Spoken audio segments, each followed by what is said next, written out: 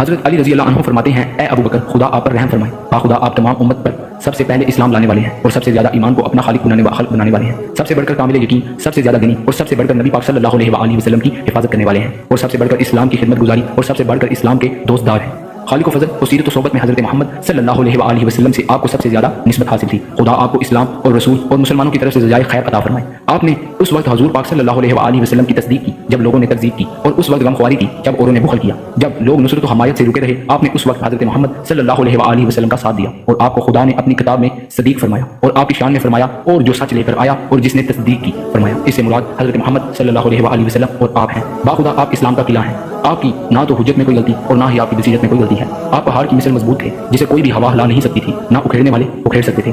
آپ ایسے ہی تھے جیسا حضور علیہ الصلوۃ والسلام نے فرمایا تھا، زمین پر بزرگ اور مومنوں پر افضل تھے۔ آپ کے سامنے ناجائز خواہش کوئی بھی نہیں کر سکتا تھا۔ آپ کے نزدیک کمزور کبھی اور کبھی کمزور تھا۔